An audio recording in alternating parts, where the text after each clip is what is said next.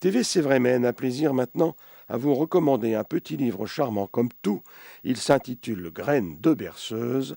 C'est un conte pour petits et grands, accompagné d'un CD de musique douce et apaisante, des berceuses quoi.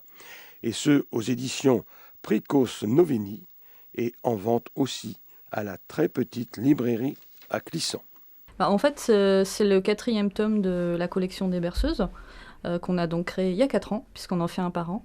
Et l'idée au départ, c'était de faire un livre déjà, parce que nous, on vient du CD, et donc d'un petit format. On avait envie de passer dans un grand format, et on avait aussi envie de faire quelque chose pour les enfants et les parents, donc familial. Et de garder la composante CD, puisqu'on est un label de disques, donc on produit des CD. Donc on a eu l'idée de faire un livre CD pour enfants et parents, avec des histoires ou une histoire, et un CD de musique, une compilation en fait, qui propose des morceaux qui se rapprochent de la thématique des berceuses, donc des musiques assez relaxantes, douces, qui font du bien, pour les petits et pour les grands. Est-ce qu'on retrouve effectivement ce livre en sonore sur le CD ?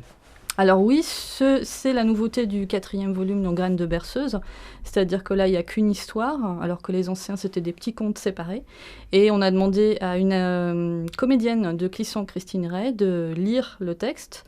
Et on a donc intégré la piste avec le conte lu. Donc les enfants peuvent écouter aussi l'histoire après que les parents l'auraient lu. Le CD, il est clairement pour enfants et adultes.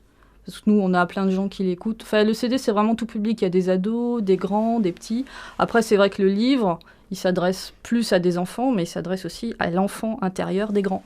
Le but, c'est berceuse, donc c'est vrai que c'est soit le soir avant de s'endormir, si on veut se faire du bien. Ça peut être aussi un moment de relaxation dans la journée pour se poser. C'est aussi des musiques assez oniriques, proches de l'univers des fées. Donc ça peut être un moment où on a envie de laisser aller un peu son imaginaire, des choses comme ça. Alors c'est vrai qu'il y a une dimension un petit peu écologique dans l'histoire, c'est-à-dire que c'est une petite fille qui découvre que la montagne dans laquelle elle vit est en danger. Donc elle va à la rencontre des peuples souterrains et puis prend conscience qu'il y a des choses à faire pour protéger la nature. Après c'est en filigrane, c'est pas le but premier. Le but premier c'est plus de conter une histoire et de rentrer dans un univers onirique qui va faire du bien, quoi. Mais c'est vrai qu'il y a une petite notion comme ça aussi, il y a un message. Ouais. Aux arbres bleus fut la première à s'en apercevoir. Elle en parla aussitôt à Finaël et Amon, un couple de magiciens qui vivaient près de chez elle. « La grande montagne est malade, » lui dit Finaël. « Voilà pourquoi sa lumière brille avec moins de force. Cela est déjà arrivé il y a longtemps. Pour rendre sa force à la montagne, il faudrait pouvoir déposer une graine de pierre dans son cœur.